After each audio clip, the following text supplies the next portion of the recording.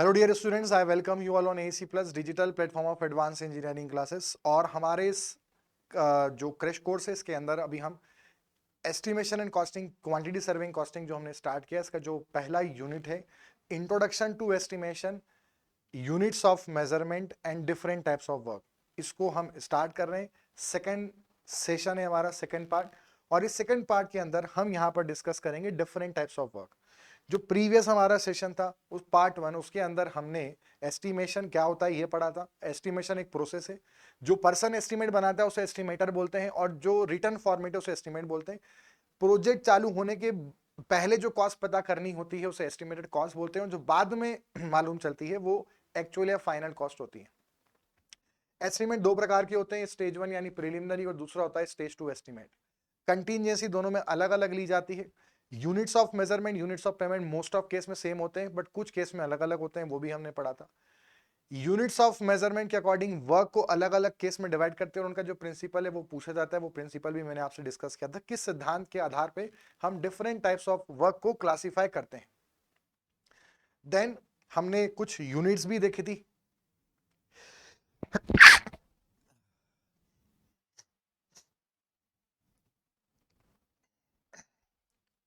कुछ ऐसे वर्क हैं जिनकी हमने यूनिट्स भी यहां पर देखी थी कि उनकी अलग अलग यूनिट्स क्या होती हैं मेजरमेंट की, वो हमने पढ़ लिया था। अब हम वर्क यहाँ पे अलग अलग स्टार्ट कर रहे हैं, उन वर्क के बारे में थोड़ा बेसिक जानेंगे और उनकी यूनिट्स को समझेंगे, है ना। टेबल जब हमने पढ़ी थी मैंने आपको कहा था कि मैंने मेन मेन आपको बता दिया है, बट अब उतना एकदम से याद तो होगा नहीं, तो याद कैसे हो जाएगा वो मैं साथ में वर्क को थोड़ा ब्रीफ में डिस्कस करूंगा, तो आपको यूनिट्स भी याद हो जाएंगे। तो स्टार्ट करते हैं। सबसे पहले जैसे हमारे पास है earthwork in filling and earthwork in excavation. तो जो अर्थवर्क इन फिलिंग और अर्थवर्क इन एस्केवेशन है, इसमें से सबसे मेन पॉइंट ध्यान रखना। एक क्वेश्चन तो ये पूछ सकते हैं कि जो भी मिट्टी का खुदाई कार्य है या मिट्टी का जो भराई कार्य है, मतलब अर्थवर्क इन फिलिंग एंड एस्केवेशन, क्या इन दोनों को साथ में मेजर किया जाता है, एक साथ इंक्लूसिवली या एक्सक्लूसिवली, मतलब एक साथ मेजर करते हैं या सेपरेटली मेजर करते हैं। तो इसमें ध्यान रखना है इन दोनों को सेपरेटली करते हैं। दूसरा ये भी ध्यान रखना है अर्थवर्क इन फिलिंग जो है क्या वो हर बार मेजर करेंगे, नहीं। तो वो हम तभी करते हैं जब लार्ज प्रोजेक्ट होता है। अगर बड़ा प्रोजेक्ट है तो अर्थवर्क इन फिलिंग मेजर करेंगे, वरना नहीं करेंगे। अर्थवर्क इन एस्केवेशन तो हर केस में करेंगे, चाहे प्रोजेक्ट बड़ा हो या छोटा। और अर्थवर्क इन एस्केवेशन हो या फिलिंग हो, क्यूबिक मीटर में मेजर किया जाएगा। मतलब ये ध्यान रखना है, बोथ आर मेजर्ड सेपरेटली। ऐसा एग्जाम में स्टेटमेंट बना के पूछ सकते हैं कि earthwork in excavation and filling are not measured separately, they are measured under the same item, same head. तो ये गलत स्टेटमेंट है, they are measured separately. Earthwork in filling is measured always, ये भी गलत है, not always. Only in case of large project में ही अर्थवर्क इन फिलिंग को कैलकुलेट करेंगे। नेक्स्ट हमें ध्यान रखना है, नेक्स्ट सॉलिंग वर्क। सॉलिंग वर्क क्या होता है? तो सॉलिंग वर्क जब भी हम फाउंडेशन बनाते हैं, और जब हम गड्ढा हमने कर लिया, अब गड्ढा बनाने के बाद हम क्या करेंगे, यहाँ पे फाउंडेशन डालेंगे। तो सीमेंट कंक्रीट का जब हम फाउंडेशन डालेंगे तो हो सकता है नीचे की जो मिट्टी हो, बेस मिट्टी फाउंडेशन के नीचे की, ठीक है, जो फाउंडेशन में कांटेक्ट में आएगी वो कमजोर हो, बिल्कुल पॉसिबल है। और जब मिट्टी कमजोर है तो हम क्या करते हैं, सूखी ईंटों का, मतलब ओनली ब्रिक्स, ईंट का चूरा भी नहीं लेना है, ठीक है, यानी सुर्खी भी नहीं लेना है। और ऐसा भी नहीं कि ब्रिक्स को हमें उसमें मोटार या कंक्रीट मिलाकर लगाना, नहीं, कुछ नहीं करना, सिर्फ ड्राई ब्रिक्स की लेयर को अरेंज करना है। और इसी प्रकार के वर्क को हम सॉलिंग वर्क बोलते हैं। मतलब कि सॉलिंग वर्क कब करते हैं, ध्यान रखना है, जब जो सॉइल है वो कमजोर हो, पहला पॉइंट। दूसरा, सॉलिंग वर्क के अंदर हम करेंगे क्या, सॉलिंग वर्क के अंदर ड्राई ब्रिक का जो लेयर है उसकी जो दो तीन लेयर हैं उसको हम नीचे स्प्रेड कर देंगे फाउंडेशन के, और इसको हम स्क्वायर मीटर के अंदर मेजर करते हैं, इतना हमें ध्यान रखना है। सॉलिंग वर्क कितने प्रकार का है, दो प्रकार का, टॉप या फ्लिट या फिर साइड और एज। अब यहां पर अगर जैसे मान लो कि ये हमारा ट्रेंच है, ये हमारा कौन है, गड्ढा है। गड्ढे को क्या बोलते हैं बच्चों, ट्रेंच बोलते हैं। तो ये अगर हमारा ट्रेंच है और इसमें ये हमारे पास यहां पर इसकी लंबाई है, और ये जो कैपिटल बी है ये इस ट्रेंच की विड्थ है, और ये कैपिटल एच इसकी हाइट या डेप्थ है। और ये जो हमारे पास यहां पर ब्रिक दिख रहा है, इस ब्रिक के अंदर ये वाला हमारा लेंथ ऑफ ब्रिक है, ये वाला हमारा विड्थ ऑफ ब्रिक है, और ये वाला हमारा हाइट ऑफ ब्रिक है, थिकनेस ऑफ द ब्रिक। तो ये जो ऊपर वाला आपको फेस दिख रहा है बच्चों, ये ऊपर वाला दिख रहा है, ये जो ऊपर वाला यहां पर फेस है, इस वाले फेस को हम क्या बोलेंगे? इस वाले फेस को हम बोलेंगे टॉप सॉलिंग। और ये वाला जो आपको दिख रहा है, इसको हम बोलते हैं साइड सॉलिंग या एज सॉलिंग। मतलब ये वाला क्या कहलाएगा? टॉप सॉलिंग या फ्लेट सॉलिंग। और ये वाला हमारा क्या कहलाएगा? साइड सॉलिंग और एज सॉलिंग। अब जब आपसे एज सॉलिंग के अंदर पूछेंगे, कैलकुलेशन पूछेंगे, नंबर ऑफ ब्रिक्स बताओ, तो इसमें नंबर का फॉर्मूला ध्यान रखना है। देखो यहां पर क्या आ रहा है, साइड में अगर देखें तो एक तो आपका गड्ढे का लंबाई आ रहा है, हाइट आ रहा है, तो length into height of the trench divided by length into height of the bricks. वहीं पर टॉप और फ्लेट में नंबर पूछेंगे तो टॉप फ्लेट में क्या एरिया आ रहा है? Length into width of the trench, गड्ढा, into length into width of the bricks. और ब्रिक्स का डायमेंशन अगर नहीं दें तो आप मॉड्यूलर साइज ब्रिक ले सकते हैं, और मॉड्यूलर साइज ब्रिक का जो साइज होता है वो होता है 20 बाय 10 सेंटीमीटर। तो ये हो गया L, ये हो गया B, ये हो गया H। ठीक है, इस अकॉर्डिंग आप कैलकुलेट, और जो ट्रेंच है उसका डायमेंशन आपको दिया जाएगा। ठीक है, तो हमारा जो सॉलिंग वर्क है वो कब यूज करते हैं? जब नीचे की मिट्टी कमजोर हो, फाउंडेशन के नीचे की सूखी ईंट की लेयर में बिछाते हैं और स्क्वायर मीटर में नापते हैं। और टॉप और फ्लेट एक ही होता है, और साइड और एज एक होता है। और साइड और एज में कैसे देखना है, नंबर कैसे निकालना है वो आपको बता दे, टॉप में कैसे निकालना है। अगला आता है जब मिट्टी मान लो सही है या कमजोर थी, तो हमने ईंटों की लेयर बिछा दी, 2-3 लेयर। अब हम फाउंडेशन डालेंगे, तो जो सीमेंट कंक्रीट फाउंडेशन हम यहां पर करते हैं, जो आपको दिख रहा है, इसको हम क्यूबिक मीटर में मेजर करेंगे। और इसकी हेडिंग क्या होगी? Cement concrete work in foundation. ये हमारा तीसरा वर्क है। किस में नापते हैं इसको? क्यूबिक मीटर में। ज्यादा इस पे क्वेश्चन नहीं आएंगे, मेन इतना ध्यान रखना है, cement concrete work in foundation जब करेंगे तो उसकी जो लंबाई होगी वो तो हमारे गड्ढे के बराबर होगी, विड्थ जो होगी वो तो गड्ढे के बराबर होगी। भाई जितना लंबा गड्ढा है उतना लंबा फाउंडेशन डलेगा, जितना चौड़ा गड्ढा है उतना चौड़ा फाउंडेशन होगा। अंतर कहां आएगा? थिकनेस में आएगा। जो थिकनेस ऑफ सीसी वर्क होता है, इसके लिए हमारे पास दो कंडीशन है। जनरली या तो 45 सेंटीमीटर लिया जाता है या 20 सेंटीमीटर। जब 20 सेंटीमीटर लेते हैं, जब डेप्थ कम है, तो कंक्रीट थोड़ा स्ट्रॉन्गर लेते हैं, ऐसे याद रखना। तो M 7.5 और M 7.5 का प्रपोर्शन क्या होता है? 148। वहीं पर जब 45 लेंगे, डेप्थ ज्यादा है, तो स्ट्रेंथ थोड़ी कम भी चलेगी, तो हम यहां पर M5 यूज करते हैं, और 1, 5, 10 इसमें प्रपोर्शन किया जाता है। कई बार ये क्वेश्चन कंक्रीट टेक्नोलॉजी या आरसीसी के रेफरेंस में भी आ सकता है कि जो M5 है और जो M 7.5 है, इनको कहां यूज करते हैं? तो ये इंफीरियर वर्क में यूज करते हैं। और इंफीरियर वर्क का एग्जांपल क्या है? फाउंडेशन वर्क, सब स्ट्रक्चर वर्क जो है वहां पे इंफीरियर वर्क, फाउंडेशन वर्क में M5 7.5 का यूज करते हैं। जब ये प्रोवाइड करेंगे 7.5 तो 20 सेंटीमीटर, 45 सेंटीमीटर जब M5 प्रोवाइड करेंगे, M5 प्रपोर्शन 1, 5, 10, 1, 4, 8। नेक्स्ट अगला आता है अब हमारा fourth work, brick work in सब स्ट्रक्चर। अब जब हम मकान जब बनाना है, हमने फाउंडेशन डाल दिया, अब उसके बाद धीरे धीरे हम आगे ब्रिक वर्क करेंगे सब स्ट्रक्चर के अंदर। तो प्लिंथ लेवल तक जितना पूरा फाउंडेशन और आगे बढ़ेगा ब्रिक का, उसको ब्रिक वर्क इन सब स्ट्रक्चर बोलते हैं। इसमें मेनली ध्यान रखना है किस यूनिट में मेजर करते हैं, तो इसमें ध्यान रखना है क्यूबिक मीटर।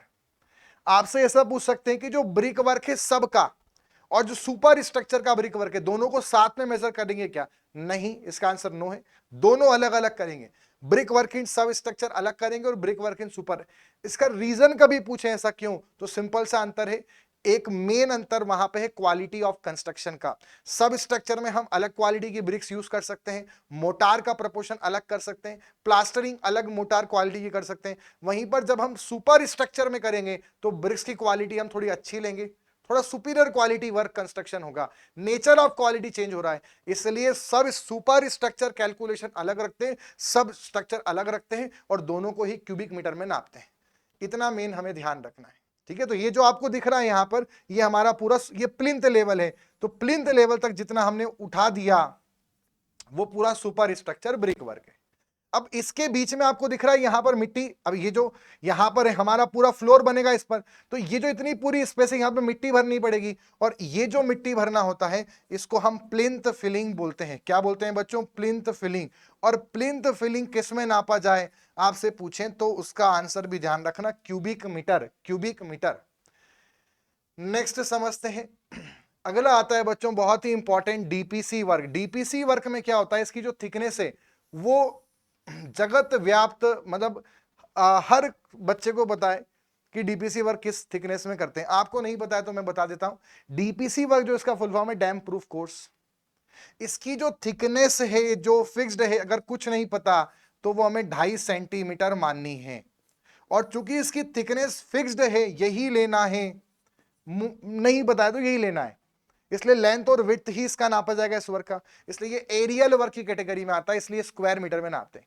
ये पहला पॉइंट ध्यान रखना। अब डीपीसी वर्क करते क्यों है कि जो नीचे ग्राउंड वाटर का जो पानी है, जो जमीन में कुछ अगर नमी होगी, पानी होगा, तो वो कैपिलरी एक्शन से ईंटों में आ जाएगा, और ईंटों में आ गया तो फिर ऊपर की ईंटें जो है वहां भी चढ़ जाएगा, तो उससे हमारा जो सुपर स्ट्रक्चर है उसके पेंट पुट्टी वार्निश वगैरह सब खराब हो सकती हैं। सो उन सब चीजों को बचाने के लिए, हम अनहाइजीनिक कंडीशन डेवलप ना हो, दीवार पे नमी आ जाएगी तो अलगी फंगस डेवलप होगा, सीलन डेवलप होगी, वो सब ना हो, इसलिए हम यहाँ पे डीपीसी वर्क देते हैं। तो डीपीसी वर्क जो आपको दिख रहा है यहाँ पे डायग्राम में, ये डीपीसी वर्क इतना, इसकी थिकनेस ये जो है ये थिकनेस है और ये फिक्स्ड होती है। ये कहाँ नहीं देना है, हर जगह देना है। बट अब जैसे मान लो कहीं पर दीवार है तो उसके नीचे तो हम देंगे, ये जो हमारा ये प्लिंथ है, और प्लिंथ के ऊपर जहां जब प्लिंथ आएगा वहां हर जगह डीपीसी हमें देना है। बट कहीं पर अगर प्लिंथ लेवल है पर वहां दीवार नहीं आ रही है तो वहां नहीं देना। क्यों? जैसे मान लो डोर ओपनिंग, जहां डोर ओपनिंग आएगी वहां पर ऊपर टाइल्स आनी है, अगर दीवार नहीं आ रही है तो जो भी वॉल ओपनिंग है, जहां डोर ओपनिंग आ रही है, जहां दरवाजा आने वाला है, जो दरवाजे की चौखट है, कम शब्दों में बोले, at the sills of door, window के सिल पे देना है, क्योंकि विंडो का जहां चौखट होती है उसके नीचे तो ब्रिक्स होती है ना, वेंटिलेटर का जहां चौखट होती है वहां तो ब्रिक्स होती है, डोर के सिल पे इसको नहीं देते हैं। At the sills of doors, veranda and corridor, ये ध्यान रखना, यहां डीपीसी प्रोवाइड नहीं करते हैं। डीपीसी कंक्रीट का भी प्रोवाइड करते हैं, मोटार का भी करते हैं। कंक्रीट में किया तो प्रपोर्शन 1.5-3 रखते हैं और 2.5 सेंटीमीटर थिकनेस होती है, क्योंकि कंक्रीट में ऐसे याद रखना, कंक्रीट में एग्रीगेट्स भी आएंगे, थोड़े बड़े होते हैं तो थोड़ा ज्यादा थिकनेस लेनी पड़ेगी। मोटार से अगर करें तो A1:2 का प्रपोर्शन लेते हैं और 2 सेंटीमीटर इसकी थिकनेस लेते हैं। मेन हमें ये वाला ध्यान रखना है, इसमें भी ये ध्यान रखना है, अगर क्वेश्चन आता है, वैसे तो इसमें हम 1.5-3 जो प्रपोर्शन है ये M20 का है, पर अगर M20 ऑप्शन में नहीं हो तो हम M25 का भी इसमें यूज करते हैं। आजकल M25 यूज किया जाता है और उसका प्रपोर्शन है 1:1:2। तो जब डीपीसी करते हैं तो 1:1:2 का प्रपोर्शन लिया जाता है आजकल, पहले ये भी लेते थे। मेन आपको ये ध्यान रखना है, क्वेश्चन आया तो डीपीसी किस में नापते हैं, ध्यान रखना। डीपीसी कहां नहीं करते, सिल्स ऑफ डोर्स। अगला इसमें हमें पॉइंट ध्यान रखना है डीपीसी वर्क के अंदर, कि जब भी हम डीपीसी करेंगे तो डीपीसी वर्क करने के अंदर हम क्या करेंगे, जब सीमेंट कंक्रीट बनाएंगे या हम सीमेंट मोटार बनाएंगे, तो चाहे हम सीमेंट कंक्रीट बनाए चाहे हम सीमेंट मोटार बनाए, सीमेंट तो हम लेंगे ही लेंगे। तो जब भी हम ऐसा करेंगे तो जो हम सीमेंट लेंगे वो हमें ध्यान रखना है हाइड्रोफोबिक सीमेंट या हम वाटर रिपेलेंट सीमेंट लें। पर मान लो नहीं ले पा रहे हैं तो अगर हमने ओपीसी लिया है तो फिर साथ में हमें ऐसे वाटर रिपेलिंग एजेंट डालने पड़ेंगे। तो हम यहां पर वो कौन से एजेंट लेते हैं उनका नाम पूछेंगे, तो वो ध्यान रखना है, हम या तो सेमसिल लेंगे या हम इम्परमो लेंगे। और जो सेमसिल या इम्परमो लेंगे वो कितना लेंगे, वो लेंगे 1 से 1.5 kg, 1 to 1.5 kg पर bag of cement, 1 to 1.5 kg पर बैग ऑफ सीमेंट, ये हमें ध्यान रखना है। 1 से 1.5 kg पर बैग ऑफ सीमेंट सेमसिल या इम्परमो डीपीसी के लिए लिया जाता है। ये क्वांटिटी पूछी हुई है एग्जाम में, इनका नाम भी याद रखना है, सेमसिल या इम्परमो, ये वाटर रिपेलिंग एजेंट है। अगला है हमारे पास प्लिंथ फिलिंग, ठीक है, 5वां work plinth filling. Plinth filling हम किस में नापना है, क्यूबिक मीटर में, बस मेन। और कहां करते हैं वो आपको बताया था मैंने, जहां पे हमारा प्लिंथ वॉल डेवलप होती है उसके बीच में, तब उसके ऊपर फ्लोर डेवलप होगा, है ना। तो यहां पर हमारा ये प्लिंथ फिलिंग हुआ, क्यूबिक मीटर में नापना है, इतना ध्यान रखना है। अगला है हमारे पास 7th वर्क, ये 7th ही होगा, ये 5th है तो ये 6th हो जाएगा। Brick work in super structure, ये किस में नापना है, क्यूबिक मीटर। इसमें 2 पॉइंट ध्यान रखने हैं, अगर आपका जो दीवार है, अगर आपकी जो दीवार है उसकी जो थिकनेस है वो 20 सेंटीमीटर से ज्यादा है या बराबर है, तो हमें क्यूबिक मीटर में नापना है। पर अगर आपकी जो दीवार की थिकनेस है वो 20 से कम यानी मान लो 10 सेंटीमीटर है, तो फिर जो brick work in super structure है उसको स्क्वायर मीटर में नापना है। और जब 10 सेंटीमीटर होती है उसको हम पार्टीशन वॉल भी बोलते हैं। क्या बोलते हैं? Partition wall. और जो पार्टीशन वॉल होती है इसका एक और नाम भी होता है। जनरली जब हम ब्रिक्स वर्क की बात करते हैं तो हम 1 ब्रिक थिक, जब वर्ड बोलते हैं 1 ब्रिक थिक, तो एक ईंट के बराबर मोटी दीवार, तो ये लगभग होता है हमारे पास 20 सेंटीमीटर, जो कि एक ब्रिक जो होती है उसका डायमेंशन होता है हमारे पास 20 बाय 10 बाय 10 सेंटीमीटर। तो एक ईंट की जितनी लंबाई है उसके बराबर मोटी दीवार, तो 1 ब्रिक थिक बोला मतलब 20 सेंटीमीटर। तो अगर 10 है मतलब कितना हो गया? हाफ हो गया। इसलिए पार्टीशन वर्क को हाफ ब्रिक पार्टीशन वर्क भी कहा जाता है। हाफ ब्रिक पार्टीशन मतलब अगर 1 ब्रिक बोला मतलब 20 सेंटीमीटर, 2 ब्रिक थिक बोला मतलब 40 सेंटीमीटर मोटी दीवार है, 3 ब्रिक थिक बोला मतलब 60 सेंटीमीटर है। तो अगर पार्टीशन वॉल है तो उसको हाफ ब्रिक पार्टीशन वॉल भी बोल सकते हैं। जब भी थिकनेस 10 सेंटीमीटर होगी तब स्क्वायर मीटर में, और उसके अलावा कुछ भी हो, ज्यादा हो, 1 ब्रिक, 2 ब्रिक, 1.5, हर केस में क्यूबिक मीटर में ही नापेंगे। तो जो हमारे पास बाहरी दीवार होती है वो जनरली हम 1 ब्रिक उनकी मोटाई बोलते हैं, या 20 सेंटीमीटर या 8 इंच की दीवार बोलते हैं। और वो 1.5 ब्रिक की जनरली होती है या 30 सेंटीमीटर होती है, उन्हें क्यूबिक मीटर में नापना है। और जो हमारी पार्टीशन वॉल होती है वो 4 इंच की दीवार बोली जाती है या हाफ ब्रिक बोलते हैं उनको, और उनकी मोटाई 10 सेंटीमीटर होती है फिक्स, तो ये स्क्वायर मीटर होती है। तो यहां से क्वेश्चन क्या पूछेंगे? हाफ ब्रिक पार्टीशन वॉल या पार्टीशन वर्क किस में नापेंगे? Square metre. ब्रिक वर्क इसमें नापेंगे क्यूबिक मीटर। अगला जो हमारे पास पार्टीशन वॉल होती है उसका मोटाई कितनी होती है? 10 सेंटीमीटर। अगला आगे बढ़ते हैं। अब एक और यहां पर आता है, जब brick work in super structure में करते हैं, तो मैंने आपको बताया तो पार्टीशन वर्क हो गया, इसको किसमें नापते हैं? Cubic metre. एक और वर्क होता है जिसको बोला जाता है honeycomb brick work. Honeycomb brick work में जो दीवार की मोटाई होती है वो तो कितनी भी हो सकती है, 20 सेंटीमीटर, 30 सेंटीमीटर, जरूरी नहीं कि 10 हो। बट उसमें क्या होता है, ऐसे कैविटीज होती हैं, आपको दिख रहे हैं यहाँ पे ऐसे गेपिंग है, मतलब एक एक ईंट छोड़कर यहां बनाई जाती है, तो दीवार में कैविटी आ गई। इस वर्क को बोलते हैं हनीकॉम्ब ब्रिक वर्क। सो हनीकॉम्ब ब्रिक वर्क भी भले दीवार की मोटाई कितनी भी हो, पर जनरली यहां पर एक ब्रिक वाली ही रखते हैं, क्योंकि लाइट वगैरह आए, ऐसी प्रॉपर वेंटिलेशन मिले, इसलिए इसको यूज किया जाता था। तो ये जो वर्क है ये ऑर्नामेंटल पर्पज में आता है और इसको भी स्क्वायर मीटर में नापना है। और इसमें जो ये पूरी दीवार है, मान लो इसका वॉल्यूम V है, तो जो खाली जगह होती है, ओपनिंग्स, वो लगभग 33% यहां पर होता है। 67% वॉल्यूम में ईंटें होती हैं, 33% पूरा खाली होता है। तो मेन आपको ये ध्यान रखना है कि हनीकॉम्ब ब्रिक वर्क जो स्क्वायर मीटर में नापते हैं और half brick partition wall square metre में नापते हैं। क्लियर है? यहां तक समझ में आ गया? नेक्स्ट आगे बढ़ते हैं। अगला है प्लास्टरिंग एंड पॉइंटिंग वर्क। देखिए प्लास्टरिंग और पॉइंटिंग वर्क में मेन ध्यान रखना है, प्लास्टरिंग क्या होता है, हम जो सरफेस दीवार पर फिनिशिंग करते हैं उसको हम हमारा प्लास्टरिंग वर्क बोलते हैं। और जो ब्रिक वॉल बनाई जाती है उसमें बीच में जो मोटार ज्वाइंट आता है वो समय के साथ धीरे धीरे इरोड होने लगता है, वेदर्ड होने लगता है, खराब होने लगता है, वियर टियर होता है, तो उसकी समय के साथ मरम्मत करनी पड़ती है, तो उसको पॉइंटिंग वर्क कहा जाता था। पर अब क्या हुआ, समय के साथ धीरे धीरे धीरे धीरे आजकल दीवारों पे आप जानते हैं हम पुट्टी करते हैं, पुट्टी करने के बाद पेंटिंग करते हैं। तो जब पहले के टाइम में जब सिर्फ दीवार बनते थे, जब पुट्टी वगैरह नहीं किया करते थे, तब जो खाली दीवार को ब्रिक को मोटा साथ में बनाने के बाद उसको एज इट इज हम छोड़ देते थे, तो ऐसी कंडीशन में वो निकलती थी, तो उसको हमें वहां पे बीच बीच में जाके वहां पे हमें उसका रिपेयर मेंटेनेंस के तहत जो जॉइंट आ रहा है वहां पे थोड़ा सा मोटा और लगाना पड़ता था, और उसी को पॉइंटिंग बोला गया था। बट अब समय के साथ जब हम पुट्टी वर्क करने लगे, हम उसके बाद प्लास्टर करने लगे, तब उसकी जरूरत ही नहीं पड़ी। पर फिर भी आज पॉइंटिंग वर्क होता है। बट फिर सर आज कौन सा पॉइंटिंग वर्क है? तो क्या होता है, जब दीवार बना दी जाती है किसी भी कंस्ट्रक्शन साइट पर, तो जो प्लास्टरिंग होती है वो तुरंत नहीं होती है, हो सकता है वो 1 महीने बाद हो या उससे ज्यादा समय बाद हो। तो due to vibration during construction activity, कुछ भी अदर कारण से जो बीच का मोटार जॉइंट है वो थोड़ा बहुत लूज हो सकता है, निकल सकता है, वियर एंड टीयर हो सकता है। तो क्या किया जाता है कि जब प्लास्टरिंग करेंगे उससे करने से पहले थोड़ा सा उसका जो मोटार जॉइंट है जहां जहां से निकल गया है उसको सही कर दिया जाएगा, और उसी प्रकार के वर्क को पॉइंटिंग वर्क कहा जाता है।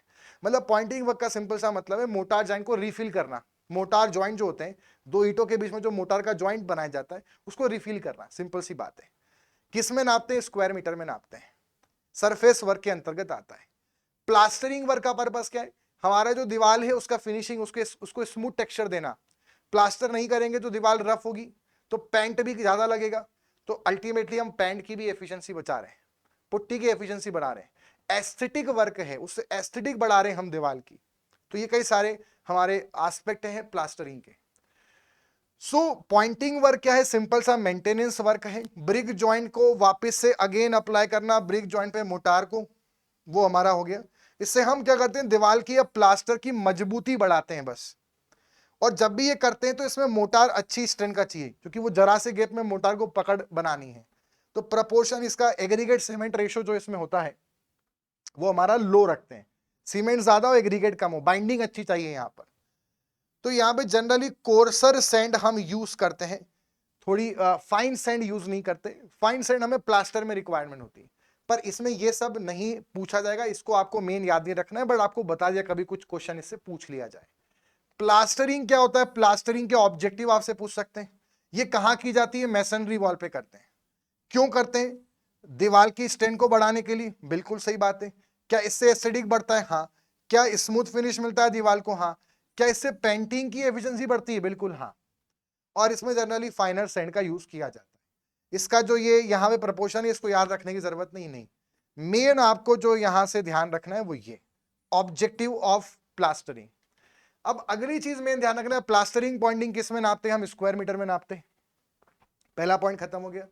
दूसरा, प्लास्टरिंग वर्क स्क्वायर मीटर में तो नाप रहे हैं, बट इसमें कंडीशन है। अगर हम किसी भी दीवार में प्लास्टरिंग कर रहे हैं तो दीवार का जो सरफेस है मान लो वो ऐसा कुछ है, ठीक है, कुछ लंबा है और साथ में कुछ उसकी विड्थ भी है। अब अगर जब हम प्लास्टरिंग कर रहे हैं और उसकी जो विड्थ है वो 30 सेंटीमीटर से कम है, कितनी है? 30 सेंटीमीटर से कम, लंबा कितना भी हो, बट अगर जो विड्थ है वो 30 सेंटीमीटर से कम है तो उसको एक बैंड माना जाएगा, कि स्ट्रिप माना जाएगा। और जब वहां प्लास्टरिंग करेंगे तो उसे रनिंग मीटर में नापेंगे। किस में नापेंगे? Running metre. तो आपसे पूछ सकते हैं प्लास्टरिंग को रनिंग में कब नापते हैं? जब हम किसी स्पेसिफाइड बैंड पे कर रहे हैं जिसकी विड्थ 30 सेंटीमीटर से कम हो।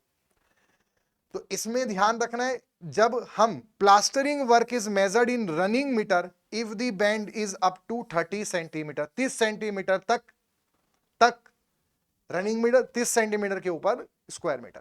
प्लास्टरिंग पॉइंटिंग दोनों स्क्वायर मीटर।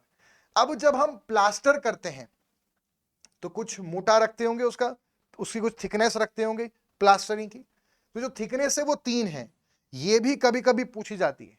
एक है 6 mm वाली, एक है 12, एक 20। 20 का करते हैं बाहर की दीवारों में, 12 कहां पे करते हैं? अंदर की दीवारों पे, और 6 का करते हैं आरसीसी वर्क के अंदर।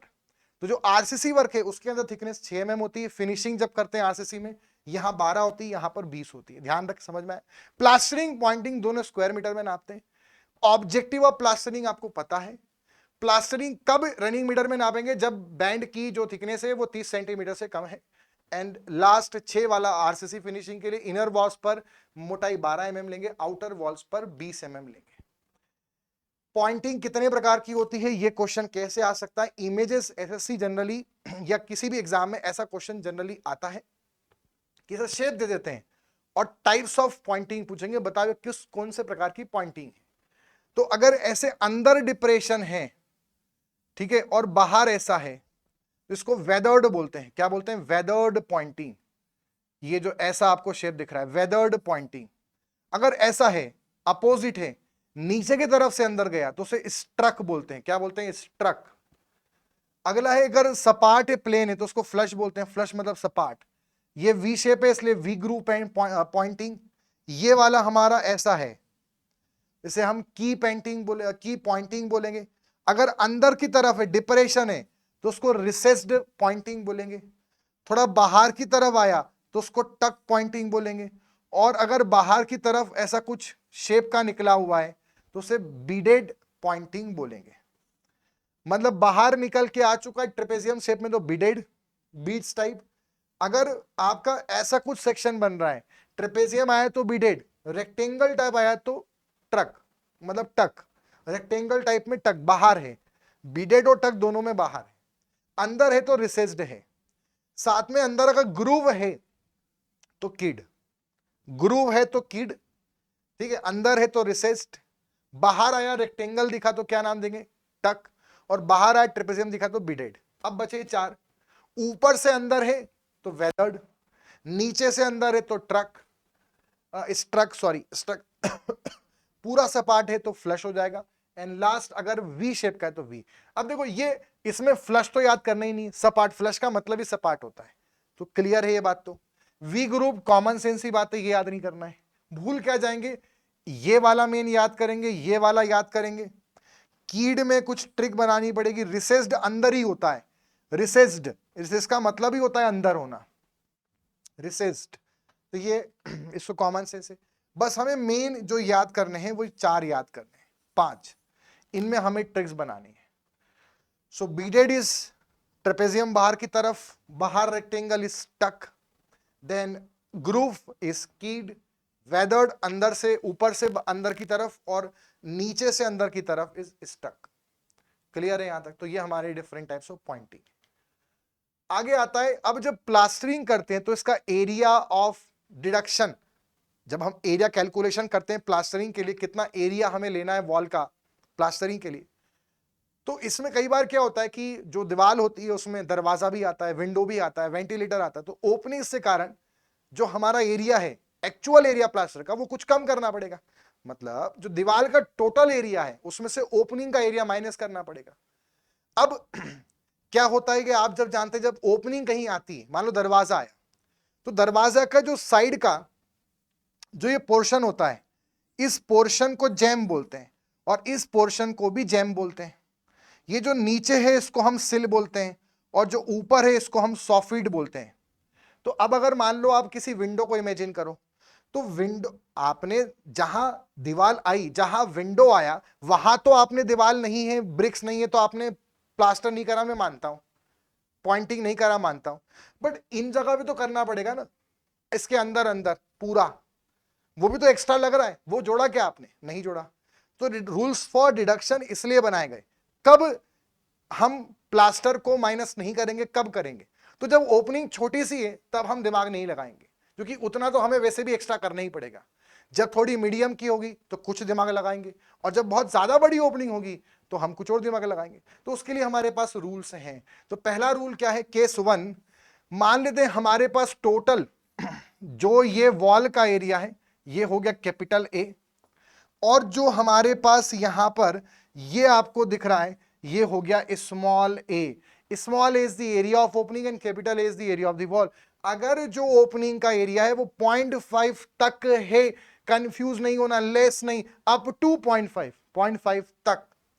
सो ध्यान रखना है, सिंपल सी बात, नो डिडक्शन, सीधे मना कर देना, कोई रिडक्शन नहीं करेंगे। अगला, अगर 0.5 से ज्यादा है बट 3 तक है, 0.5 से ज्यादा है 3 तक है, 0.5 से ज्यादा है 3 तक है, तो ऐसे केस में डिडक्शन करेंगे फॉर सिंगल साइड ओनली, किसी भी एक साइड के लिए डिडक्शन हम करेंगे, बट कहां के लिए? फॉर सिंगल साइड ओनली, और जो अदर साइड है उसमें हम नहीं करेंगे, और जो जैम्ब है, जो सॉफिट है, और जो सिल है, वहां का हम एक्स्ट्रा कंसीडर नहीं करेंगे।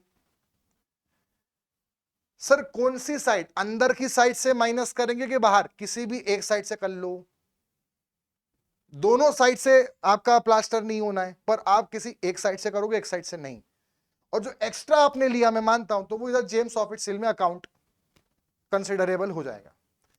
अगर ओपनिंग का एरिया 3 से ज्यादा है तो जो आप डिडक्शन करोगे वो आपको दोनों साइड के लिए करना है। अब दोनों साइड मतलब जब दोनों साइड का निकालोगे आप पोर्शन, तो 2 बार ओपनिंग माइनस करनी, एक बार इनर साइड से, एक बार आउटर साइड से, और साथ में आपको अब जैम्ब जो है, जो सॉफिट है, जो सिल है उसको अब आपको अकाउंट करना है, जोड़ना भी है, और मतलब कैलकुलेट करना है, और साथ में ऐड भी करना है। और ये सेम नियम पॉइंटिंग के लिए, मतलब अगर ओपनिंग का एरिया 0.5 तक है तो नो डिडक्शन, 0.5 से 3 तक है तो एक साइड के लिए जेम्स ऑफिट सेल अकाउंट नहीं करेंगे, और 3 से ज्यादा है तो दोनों साइड के लिए माइनस करेंगे, जेम्स ऑफिट सेल कैलकुलेट करेंगे और टोटल में से माइनस करेंगे। अगर क्वेश्चन कभी न्यूमेरिकल इस पर आता है, ये बात भी बता दो, क्वेश्चन अगर न्यूमेरिकल आता है इस पर एग्जाम के अंदर, और अगर उसने आपको कैलकुलेशन में बोला है दोनों साइड के लिए करके बताओ, तभी करना है। अगर उन्होंने बोला है कि आप एरिया ऑफ प्लास्टरिंग कितना करना पड़ेगा ये बताओ, कुछ एरिया दिया है वॉल का और ओपनिंग का एरिया दिया, तो आप माइनस करेंगे, स्वाभाविक सी बात है। ओपनिंग का एरिया किस रेंज में लाई कर रहा है उस अकॉर्डिंग आप उसको रूल को अप्लाई करेंगे। तो उस समय जब तक ये ना बोला हो क्वेश्चन में कि बोथ साइड कैलकुलेशन करना है, तब तक आपको सिंगल साइड के लिए ही करना है। डबल साइड होगा तो क्वेश्चन में मेंशन करेगा, अदरवाइज नहीं। नेक्स्ट अगला आता है हमारे पास RCC and RB work. RCC और आरबी वर्क क्या होता है ये आपको पता है, जो cement concrete plus reinforcement wire. तो जो भी हमारा वर्क है, slab, beam, column, footing, lintel, ये सब किस में आता है? आरसीसी। आरबी वर्क मतलब जब हम रेनफोर्समेंट के साथ ब्रिक्स के साथ में रेनफोर्समेंट यूज करें तो वो आरबी वर्क में आता है। तो कई बार को जो कॉलम्स वगैरह होते हैं वो भी प्रोवाइड करते हैं, दीवार वगैरह भी होती हैं, पार्टीशन वॉल वगैरह कुछ ऐसी होती हैं जहां पे हमें ज्यादा मजबूती चाहिए पार्टीशन वॉल में, तो उसमें हम ब्रिक्स के अंदर सरिया भी यूज करते हैं, तो वो आरबी वर्क एग्जाम्पल हो गया। और लिंटेल वगैरह जो होते हैं, लिंटेल क्या होता है? लिंटेल एक प्रकार की बीम होती है जो कहां दी जाती है? जो डोर ओपनिंग के ऊपर दी जाती है, या कोई भी ओपनिंग आएगी तो ओपनिंग में जो बीम देंगे उसको हम लिंटेल बोलते हैं। ठीक है, lintel is a load bearing beam which is generally provided in the masonry wall about the opening doors Windows में। आरसीसी वर्क या जब भी आरबी वर्क की बात आएगी तो एक तो उसमें हमें क्या करना पड़ेगा? रेनफोर्समेंट आएगा, साथ में सीमेंट कंक्रीट का कैलकुलेशन करना पड़ेगा, साथ में सेंटरिंग शटरिंग भी आती है। वो क्या होता है बताता हूं। सेंटरिंग शटरिंग का मतलब है, जो आपने देखा होगा जब भी आरसीसी वर्क होता है तो वो बांस बल्ली आती है, नीचे ईंट लगाई जाती है, सपोर्टिंग स्ट्रक्चर, सेंटरिंग शटरिंग। ठीक है, सेंटरिंग शटरिंग हो गया जो वहां पे लगाते हैं, जो हमने ईंटें वहां पे लगा रखी हैं, और भी जो उसको पकड़ने के लिए हमने लगा रखे हैं। इसके फोल्डिंग आ जाता है साथ में। इसके फोल्डिंग मतलब जो बांस वगैरह हैं, जो आयरन रॉड्स हैं जो सपोर्ट दे रहे हैं, वो स्केप फोल्डिंग हो गए।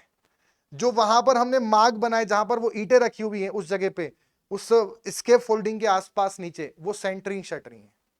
सीमेंट कंक्रीट भी आएगा इसमें कैलकुलेशन में, reinforce cement concrete and binding wire आएगा, ये सब आरसीसी में आता है। आरबी में क्या आएगा?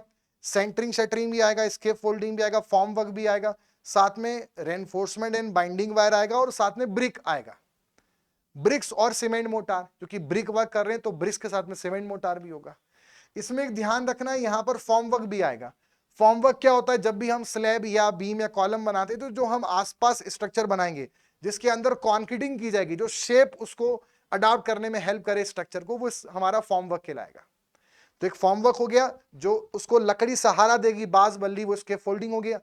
इसके फोल्डिंग बहुत प्रकार की होती है, उसे मचान कहा जाता है हिंदी में, सिंपल भाषा में। और साथ में जो वहां अरेंजमेंट होगा जो इसके फोल्डिंग को सपोर्ट देगा, वो सेंटरिंग शटरिंग कहलाते हैं। आरसीसी आरबी वर्क के अंदर समझने से पहले लिंटेल के अंदर मैं आपको बता दूं कि यहां पे आपसे क्वेश्चन पूछ सकते हैं, जो लिंटेल है इसकी जो हमने थिकनेस लेनी है, लिंटेल की थिकनेस, ये कम से कम 15 सेंटीमीटर, मतलब 150 mm तो होनी चाहिए, इससे कम नहीं होना चाहिए। दूसरी चीज इसमें समझना, यहां पर ये जो आपको दिख रहा है जहां दीवार वगैरह में लिंटेल आती है, तो इसको हम बोलते हैं बियरिंग। क्या बोलते हैं? Bearing of lintel. सो आपसे पूछेंगे कि जो लिंटेल का बियरिंग होता है दीवार में, वो कितना अंदर जानी चाहिए? That bearing should not be less than thickness of lintel और 12 centimetre which ever is more. 12 centimetre और आपका जो थिकनेस ऑफ लिंटेल है, विच एवर इज मोर, किससे ज्यादा नहीं होना चाहिए। इसको हम मैं यहां पर 15, ये 12 नहीं है, 15 सेंटीमीटर है। 15 सेंटीमीटर और thickness of lintel which ever is more. मतलब अगर लिंटेल की जो थिकनेस है वो 15 सेंटीमीटर है तो ठीक है, उतना ही कर देंगे। पर अगर 15 से ज्यादा है, 20 सेंटीमीटर है, तो 20 और 15 विच एवर इज मोर, तो फिर क्या आ जाएगा, 20 आ जाएगा। तो जो भी इसकी थिकनेस तो कम से कम 15 रखनी है, पर ये जो बियरिंग है उसके लिए नियम है थिकनेस ऑफ लिंटेल और 20 mm और 15 centimetre which ever is more. ठीक है, ये जो 150 mm लिखा है तो इसी का मतलब 15 सेंटीमीटर भी होता है, तो ये ध्यान रखना है। मिनिमम बियरिंग कितना होगा लिंटेल का, कितना दीवार के अंदर जानी चाहिए, तो कम से कम तो 15 सेंटीमीटर जानी ही चाहिए। ये क्वेश्चन यहां पे पूछ सकते हैं। आरसीसी आरबी वर्क किस में मेजर करते हैं, क्यूबिक मीटर में, ध्यान रखना है। दूसरा, इसमें जो फॉर्म वर्क जो शेप देने के लिए आता है वो किसमें करते हैं, स्क्वायर मीटर। क्वेश्चन पूछ सकते हैं। सेंटरिंग शटरिंग स्क्वायर मीटर, अगला पूछेंगे scaffolding cubic metre. Next, centering shuttering scaffolding form work, ये कंसीडर करते हैं कि नहीं करते हैं, तो ये हम तभी करते हैं जब प्रोजेक्ट बड़ा हो। छोटे प्रोजेक्ट में centering shuttering scaffolding form work इनको कैलकुलेट नहीं करेंगे, बड़े प्रोजेक्ट में ही करेंगे, छोटे में नहीं करेंगे। अगर छोटा प्रोजेक्ट है तो फिर क्या लेंगे, फिर हम खाली सीमेंट कंक्रीट कैलकुलेट करेंगे आरसीसी में, और reinforcement and binding wire calculate करेंगे। अब यहां पर भी एक मेन क्वेश्चन आता है, जितना पूरा वॉल्यूम ऑफ आरसीसी वर्क होता है उसमें दो चीजें आती हैं, एक तो volume of reinforcement plus volume of cement concrete. तो जो रेनफोर्समेंट का वॉल्यूम है पूरे आरसीसी में, ये बहुत ही नेग्लिजिबल होता है। देखिए, स्टील का जो स्टील है वो बहुत काम की चीज है, कम जगह में कम एरिया में बहुत बड़े बड़े काम कर देता है, इसलिए ओवरऑल पूरे वॉल्यूम में उसका वॉल्यूम बहुत ही नेग्लिजिबल होगा, तो उसको आप नजरअंदाज कर सकते हो। मतलब जितना आरसीसी का वॉल्यूम है आप डायरेक्टली कितना वॉल्यूम मानोगे, सीमेंट कंक्रीट के बराबर मानोगे, क्योंकि जब आप कैलकुलेशन करोगे आरसीसी का तो आपको सीमेंट कंक्रीट कितना बनाना है ये पता करना पड़ेगा ना, तो जितना आरसीसी का वॉल्यूम है आग बंद करके उतना ही मान लेना है। मतलब कि स्टेटमेंट ये बनता है कि आरसीसी वर्क के कैलकुलेशन में क्या स्टील का वॉल्यूम, रेनफोर्समेंट बाइंडिंग वायर, क्या उसी में कंसीडर करते हैं, नहीं करते, अलग करते हैं। और साथ में उसका वॉल्यूम कितना माइनस करेंगे, उसको नेग्लेक्ट ही कर देते हैं, कुछ भी माइनस नहीं करेंगे। यानी कि जितना आरसीसी का वॉल्यूम है वही सीमेंट कंक्रीट का वॉल्यूम होगा, या सीमेंट कंक्रीट का वॉल्यूम जो माना जाए वो आरसीसी के बराबर हो। रेनफोर्समेंट बाइंडिंग वायर को अलग क्यों कर दिया सर, अलग इसलिए करा क्योंकि आप जानते हैं वो ग्रेविमेट्रिक वर्क है, वो कुंटल में मेजर होगा और ये क्यूबिक मीटर चल रहा है, एक रीजन वो भी है। और दूसरा रीजन मेन तो है कि वो नेग्लिजिबल है, अलग तो करने वाली बात अलग है। So in RCC work, volume of RCC RB is considered equal to volume of cement concrete. Reinforcement and binding wire are taken under different items, and main the volume of reinforcement and binding wire is neglected. दो अलग अलग point मर्ज मत कर देना, उनको अलग लेना अलग बात है, पर अलग भले ले रहे हैं तो उनका जो भी वॉल्यूम है वो माइनस करो, बट वो वॉल्यूम बहुत कम होता है इसलिए माइनस नहीं करते। उतना तो कंक्रीट में वेस्टेज ही होना है इसलिए उसको कंसीडर कर लेते हैं पूरा। तो ये जो आपको यहां पर दिख रहा है ये हमारे फॉर्म वर्क हो गए। ये जो यहां पर आपको ये दिख रहा है ये अरेंजमेंट, ये पूरा पीछे फॉर्म वर्क लगा है, दिख रहा है पूरा प्लेट जो दिखी है। और ये जो आपको अरेंजमेंट दिख रहा है इसमें ये दो ऐसे आ रहे हैं, ये दो इसमें ऐसे आ रहे हैं, ये सब सेंटरिंग शटरिंग है। और ये जो दिख रहा है ये अरेंजमेंट, ये स्केप फोल्डिंग कहलाता है। ये जो दिख रहा है ये पूरा आपको स्केप फोल्डिंग है, ये सेंटरिंग शटरिंग यहां पर डले हुए हैं, दिख रहे हैं इतने अलग अलग पूरे सेंटर्स यहां पे डले हैं, ऐसे ट्रस का अरेंजमेंट। ऊपर जो लगे हैं वो पूरा फॉर्म वर्क है, जो पटिया लगेगा ऊपर वो पूरा फॉर्म वर्क है, लकड़ी का या स्टील का। नीचे जो बांस है ये इसके फोल्डिंग हो गए, उसके अलावा जो बीच में सपोर्टिंग है जिनसे अटकाया जाएगा वो सेंटरिंग शटरिंग कहलाते हैं। नेक्स्ट, सो रेनफोर्समेंट बाइंडिंग वायर नेक्स्ट आ जाता है, उनको किस में नापेंगे, कुंटल में नापेंगे। क्यों नापेंगे भैया कुंटल में, क्योंकि वो ग्रेविमेट्रिक वर्क है। रेनफोर्समेंट बाइंडिंग वायर का कैलकुलेशन कैसे किया जाए इस पर क्वेश्चन आता है, तो बार बेंडिंग शेड्यूल की मदद से किया जाए। ये क्वेश्चन पूछेंगे कि अगर ड्राइंग अवेलेबल है तो कैसे करेंगे, तो बार बेंडिंग शेड्यूल से करेंगे। कैसे करेंगे उसके लिए एक फॉर्मूला बता देता हूं, समझ लेना।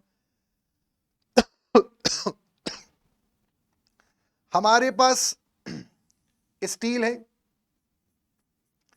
स्टील का डायामीटर हमने मान लिया DMM, और ये हमारे पास वायर की लंबाई है L। ठीक है। दूसरा यहां पर क्वेश्चन आ सकता है स्टील की डेंसिटी कितनी होगी, तो वो होगी 7850 केजी पर क्यूबिक मीटर, ये स्टील की डेंसिटी होती है। ठीक है, अब यहां पर आगे समझेंगे। इसके अंदर अगर मैं यहां पर वेट निकालूं स्टील का, इसका वेट निकालूं, तो वेट कितना होगा, एरिया इंटू लेंथ। एरिया कितना होगा, π/4d²। ठीक है, पर ये जो डी स्क्वायर आएगा ये किस में आएगा, mm स्क्वायर में आएगा, मुझे उसको मीटर स्क्वायर में कन्वर्ट करना है। तो आप जानते हैं 1 mm बराबर 10⁻³ मीटर होता है, तो 1 mm स्क्वायर 10⁻⁻6 मीटर स्क्वायर होगा। तो यहां पर 10⁻⁻6 आ गया, और साथ में लंबाई को मैं मान लेता हूं अभी इसका 1, तो ये लंबाई मैंने मान ली 1 मीटर। इसको जब सिंप्लीफाई हम करेंगे तो कितना आ रहा है, ये एक बार कैलकुलेट करते हैं इसको। ये हमारे पास 1 मीटर आ गया। अब ये तो हो गया हमारे पास वॉल्यूम, अभी तो वॉल्यूम हुआ, इनटू डेंसिटी का मल्टीप्लाई करना पड़ेगा, तो कितना हो जाएगा 7850 केजी पर क्यूबिक मीटर। तब हमारे पास वेट आएगा पर मीटर लेंथ का, जो कि हमने लंबाई 1 मीटर मान ली है। अब जब इस पूरे को मल्टीप्लाई करते हैं तो कितना आ रहा है, 7850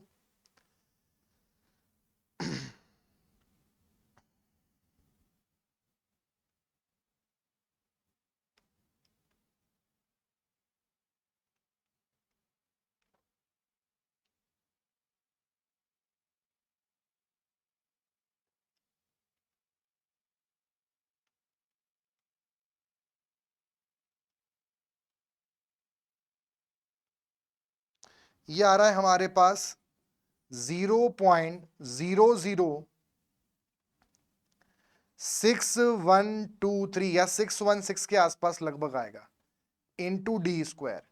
तो ये आपसे यहां पर क्वेश्चन पूछ सकते हैं कि वेट पर मीटर रन कितना होता है। तो अगर आपसे वायर का वेट पर मीटर रन पूछा जाए जिसका डायामीटर dmm में है, तो ये इसका आंसर होगा 0.00616 डी स्क्वायर केजी पर मीटर। ये हमने केजी में निकाला है, कुंटल में चाहिए तो और 100 का डिवाइड करना पड़ेगा। तो ये फॉर्मूला पूछा जाता है कि अगर एक स्टील का वायर है, उसका डायामीटर dmm में है, लंबाई 1 मीटर है, तो उसका वजन कितना होगा, क्या फॉर्मूला है, तो 0.00616 डी स्क्वायर केजी पर मीटर। तो ऐसे अब हमारे पास बार बेंडिंग शेड्यूल होगा तो पूरी ड्राइंग्स अवेलेबल होगी। तो ऐसे उस वायर की लंबाई मान लो 10 मीटर है, तो सीधे ये फॉर्मूला याद रखना है, उसका डायामीटर 16 mm है, तो 16 का स्क्वायर और इंटू लंबाई का मल्टीप्लाई करना है। तो इस फॉर्मूले से जो भी जितने भी वायर हैं सबका वजन निकल जाएगा, टोटल ऐड करेंगे तो केजी में आंसर आएगा, 100 का डिवाइड करेंगे कुंटल में आएगा, तो कुंटल में मेजर हो गया हमारा स्टील। तो अगर ड्राइंग है तो कैसे करेंगे, बीबीएस। फॉर्मूला क्या है, ये फॉर्मूला है। अगर ड्राइंग नहीं है तो कैसे करेंगे, तो ड्राइंग नहीं है तो इसका एक रूल लिया जाता है कि volume of RCC reinforcement and binding wire जो होगा, जब ड्राइंग अवेलेबल नहीं है, एब्सेंस ऑफ डेटा, तो जितना भी हमारे पास आरसीसी वर्क हमें करना है उसका हम लगभग 0.6 से 1% के बीच लेते हैं। यही आरबी के अंदर करते हैं। जितना आरसीसी वर्क का वॉल्यूम है उसका 0.6 to 1%, और अगर एक आंसर पूछे तो हम 1% पर भी टिक कर सकते हैं। तो ये मेनली ध्यान रखना है, क्वेश्चन पूछ सकते हैं। ड्राइंग नहीं है तो 0.6 to 1%, ड्राइंग है तो ये फॉर्मूला और बार बेंडिंग शेड्यूल और डेंसिटी ऑफ स्टील ध्यान रखना। रूफिंग एंड फ्लोरिंग के अंदर आपको बता दूं, आपसे पूछे कि रूफिंग एंड फ्लोरिंग एक साथ करते हैं कि अलग अलग करते हैं, तो अलग अलग मेजर करते हैं। मेन इसमें यह ध्यान रखना, फ्लोरिंग वर्क जो है, फ्लोरिंग के अंदर दो प्रकार की हमारी फ्लोरिंग आ जाती है। फ्लोरिंग वर्क किसमें करेंगे पूछें तो क्यूबिक मीटर में करेंगे। फ्लोरिंग के अंदर होता क्या है, पहले हम सीमेंट कंक्रीट से पूरा बेस बनाएंगे, उसके बाद थोड़ा प्लास्टर करेंगे उस पर, और फिर उस पर टाइल्स लगाई जाएगी, तो ये पूरा फ्लोरिंग के अंतर्गत आता है। अब इसमें जो फ्लोरिंग है वो किसमें करेंगे, तो कुछ नहीं बोला तो क्यूबिक मीटर, बट अब उसमें दो चीजें आ जाती, ग्राउंड फ्लोर वाली और अदर फ्लोर्स। अदर फ्लोर्स मतलब first second third so on. Ground floor वाली जो फ्लोरिंग होती है, इसमें मेन हमें ध्यान रखना है कि इसको 2.5 centimetre cement concrete flooring 2.5 centimetre CC flooring भी कहा जाता है। अगर ग्राउंड फ्लोर या 2.5 सेंटीमीटर सीसी फ्लोरिंग बोला तो स्क्वायर मीटर में करेंगे, और बाकी सारे फ्लोर बोला तो क्यूबिक मीटर में करेंगे। क्योंकि जो ग्राउंड फ्लोर है उसकी जो थिकनेस है वो स्पेसिफाइड है, फिक्स्ड है 2.5 सेंटीमीटर, इसलिए उसको स्क्वायर मीटर में करेंगे, बाकी सारे फ्लोर क्यूबिक मीटर में करेंगे।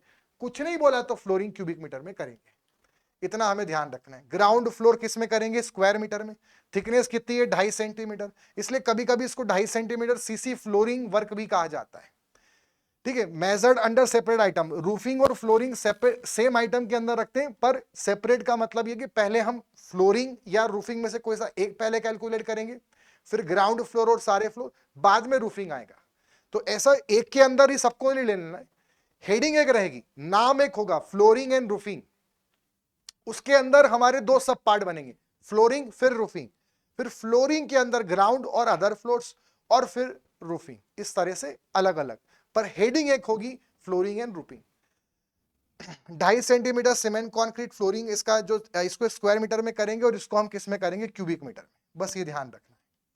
अगर आपसे कभी पूछे टाइल्स वगैरह को जब हम घिसते हैं, सफाई करते हैं, फिनिशिंग देते हैं, तो कौन सा एसिड यूज करते हैं? ऑक्जेलिक एसिड यूज करते हैं।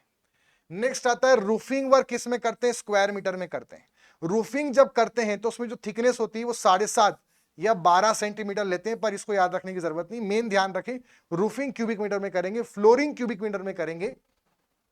Flooring cubic metre, roofing cubic metre, ground floor square metre, 2.5 centimetre CC flooring square metre, other floor cubic metre. इससे डिटेल में जाके वो नहीं पूछेगा।